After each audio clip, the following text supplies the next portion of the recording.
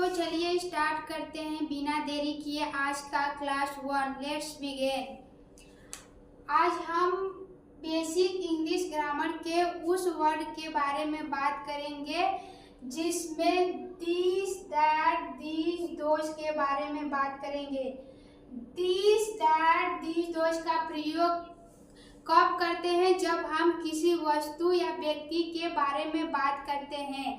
किसी वस्तु या व्यक्ति को इशारा करके या उसके बारे में बताते हैं या उसको हाथ में लेकर के बताते हैं किसी भी प्रकार से, तब हम दिस, दैट, दीज, दोज का प्रयोग करते हैं। इसको प्रोनाउंस करते हैं, दिस को प्रोनाउंस करते हैं दिस से, इसका हिंदी होता है य। दैट को प्रोनाउंस करते हैं दैट, इसका हिंदी होता है वह। दीज को प्रोनाउंस करते हैं दीज, इसका हिंदी होता है ये। दोज को प्रोनाउंस करते हैं दोज, इसका हिंदी होता है वे।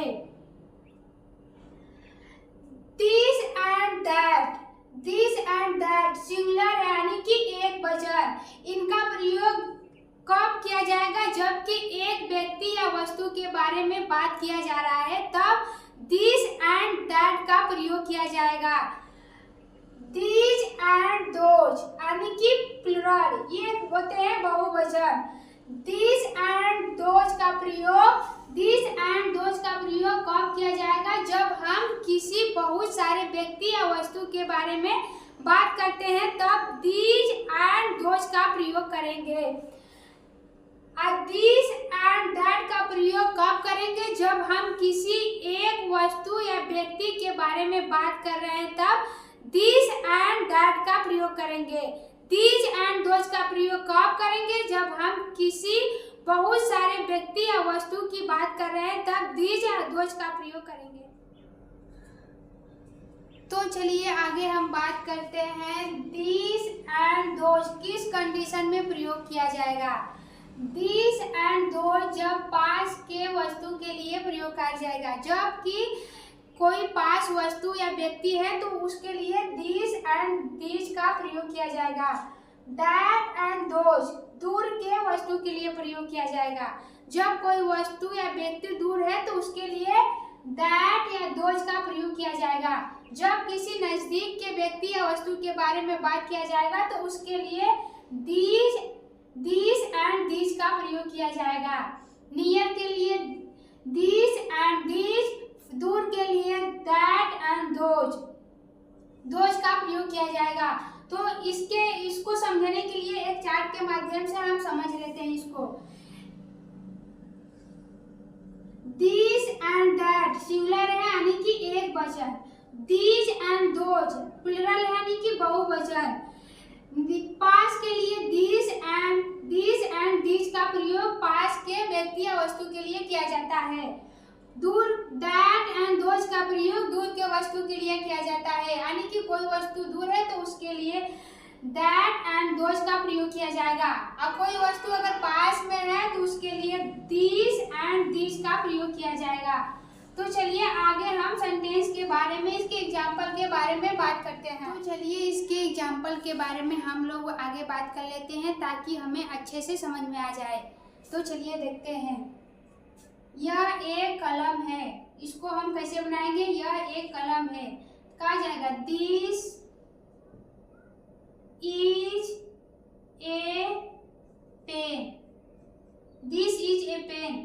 दिस का यूज हम इसलिए किए हैं क्योंकि ये पास के बारे में बात कर रहा है और एक वस्तु के बारे में बात कर रहा है। ये पास किसी वस्तु पास रखा गया उसके बारे में बात कर रहे हैं, तो इसीलिए हम दिस का यूज किए हैं। दिस के साथ सहायक क्रिया इज का प्रयोग करते हैं, तो कहा जाएगा दिस इज ए पेन। उसी प्रकार उसी सेंटेंस को यहाँ पर ये कलमे हैं, यानी कि बहुत सारे कलमे हैं। हम लोग गिन नहीं सकते हैं कि कट्ठे कलमे हैं, एक को छोड़ के 2 ठे हैं कि 3 ठो है, बहुत सारे पेन हैं। तो यहाँ पर हो जाएगा ये कलमे हैं, तो कहा जाएगा ये कलमे हैं। तो दीज आर पेन्स, बहुत सारी कलमे हैं तो कहा जाएगा पेन्स। और दीज के साथ सहायक क्रिया आर का प्रयोग करते हैं, तो कहा जाएगा ये दीज आर पेन्स। उसी प्रकार यह कलमे लाल हैं, कहा जाएगा दिस पेन इज रेड।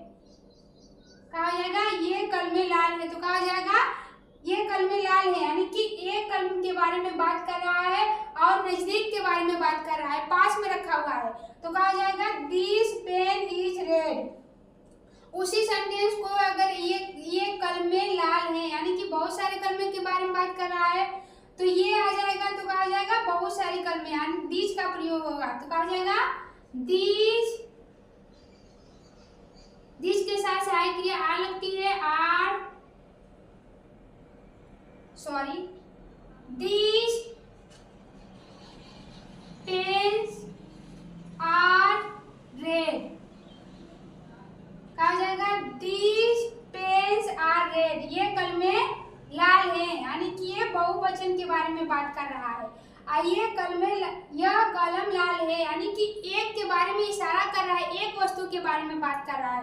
तो कहा जाएगा दिस पेन इज रेड। तो कहा जाएगा ये एक वचन के बारे में बात कर रहा है, तो इसके साथ सहायक क्रिया इज हो जाएगी। एक वचन के साथ दिस लगता है तो दिस हो जाएगा दिस पेन इज रेड। यहाँ दोज, यानी कि दोज है, दिस है तो ये बहुवचन है, तो दिस के लिए सहायक क्रिया आर लिखते हैं। कहा जाएगा ये कलमे लाल हैं, दिस पेन्स आर रेड। चलिए हम आगे का एग्जाम्पल को हल करते हैं जो बाकी रह गया था। वह एक पुस्तक है, यानी कि एक पुस्तक के बारे में बात कर रहा है, किसी एक वस्तु के बारे में। तो कहा जाएगा दैट इज ए बुक। कहा जाएगा that is a book. That के साथ सहायक क्रिया इज का प्रयोग करते हैं, क्योंकि दैट एक वचन के साथ प्रयोग होता है, इसलिए इसके साथ सहायक क्रिया इज का प्रयोग होगा। उसी प्रकार वे पुस्तकें हैं, वे यानी कि बहुत सारे पुस्तकें के बारे में बात हो रहा है। तो कहा जाएगा यहाँ दोज आर बुक्स, क्योंकि यहाँ बहुत सारे पुस्तकें के बारे में बात हो रहा है, इसलिए यहाँ हो जाएगा दोज ये बहुवचन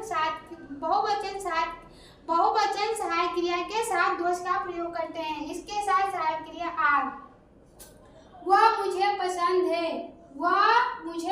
है, तो कहा जाएगा आई लाइक दैट। वह का अंग्रेजी कहा जाएगा दैट, आई लाइक दैट। उसी प्रकार वे मुझे पसंद हैं, वे यानी कि वे बहुवचन के बारे में बहुत सारे लोगों के बारे में बात हो रहा है। तो कहा जाएगा यहाँ वे का अंग्रेजी कहा जाएगा दोस्त। तो कहा जाएगा आई लाइक दोस्त, वे मुझे पसंद है। कहा जाएगा आई लाइक दोस्त।